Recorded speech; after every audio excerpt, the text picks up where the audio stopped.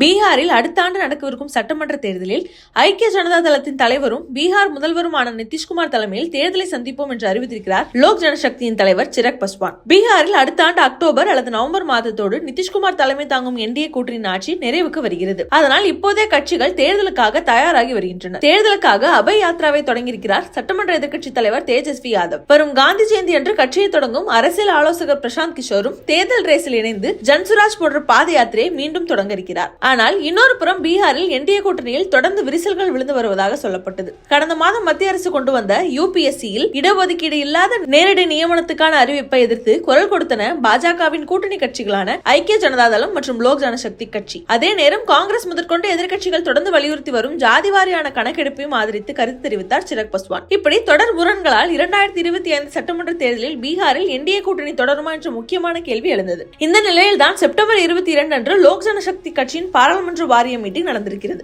பல முக்கியமான முடிவுகள் இந்த மீட்டிங்கில் எடுக்கப்பட்டதாக சொல்லப்படுகிறது.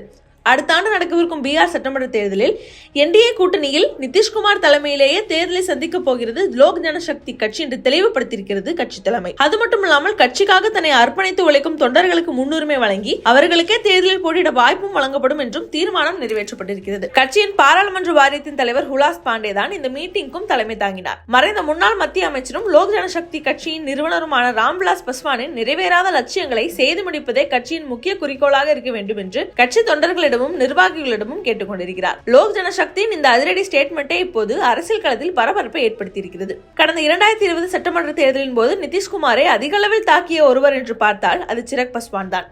என்டிஏ கூட்டணியில் அங்கம் வகித்தாலும் நிதிஷ்குமாரை எதிர்த்து தனித்து களம் கண்டார் சிராக் பாஸ்வான். சிராக் பாஸ்வானின் அந்த அதிரடி அவதாரம் பல தொகுதிகளில் ஐக்கிய ஜனதா தளத்திற்கு பலத்த அடியை கொடுத்தது. தன் வசம் இருந்த 28 தொகுதிகள் வரை நிதிஷ்குமார் இழந்ததற்கும் சிராக் பாஸ்வானின் பிரச்சாரங்களும் அவரது கட்சியுமே முக்கிய காரணம் என்று கூறினர் அரசியல் விமர்சகர்கள். ஆனால் அதன் பின்னர் பீகாரின் அரசியல் களம் தலைகீழாக மாறியது. நடந்து முடிந்த மக்களவைத் தேர்தலில் என்டிஏ கூட்டணியில் பாஜக, ஐக்கிய ஜனதா தளம் மற்றும் சிராக் பாஸ்வானின் லோக் ஜனசக்தி கட்சிகள் ஒன்றிணைந்து போட்டியிட்டனர். லோக் ஜனசக்தி கட்சிக்கு 5 தொகுதிகள் ஒதுக்கப்பட்ட நிலையில் 5 தொகுதிகளிலும் வென்று கெத்து காட்டியது அக்கட்சி. அது மட்டுமில்லாமல் மாநிலத்தில் 7% வாக்குகளையும் பெற்றது. இதனால் பீகாரில் சிராக் பாஸ்வானின் பொலிட்டிக்கல் கிராஃப் கூடியது.